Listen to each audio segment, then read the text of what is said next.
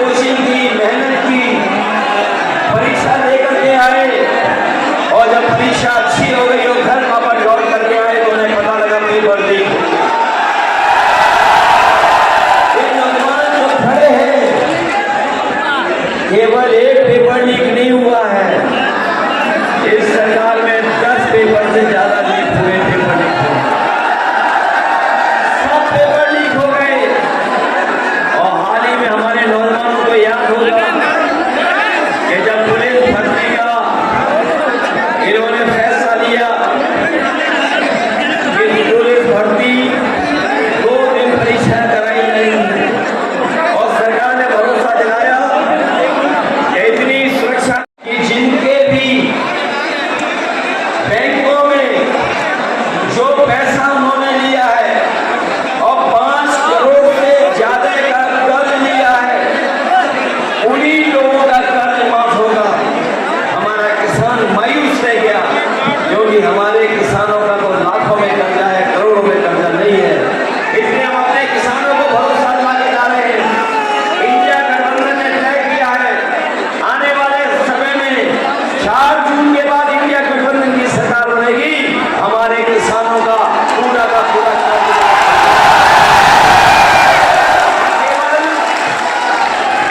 किसानों का कर्ज माफ होगा, बल्कि हमारे किसान लगातार अपनी पैदावार, अपनी फसल का मूल्य मांगते रहे हैं, कीमत मांगते रहे हैं। अपने किसानों को उनकी एमएसपी का भी कानूनी अधिकार दिलाने का काम इंडिया गठबंधन और समाजवादी पार्टी दिलाने का काम। इसलिए सावधान रहोगे, बीजेपी से कहीं रहोगे। मैं जब यहाँ आया तो मैंने देखा बहुत सारे नौजवान जो मोटरसाइकिल से आए हैं। बताओ नौजवानों, 5 साल पहले मोटरसाइकिल की कीमत क्या थी?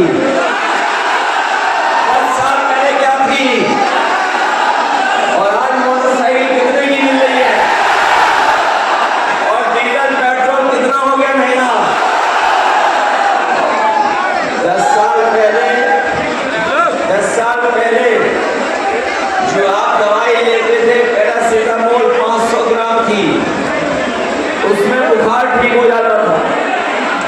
और आज बताओ 2 लोग कितने खाने के लिए अपना पूरा जीवन लगा दिया। हम उनको याद करते हुए आप सबसे अपील करके जा रहा हूं कि ये 5वें चरण का चुनाव है।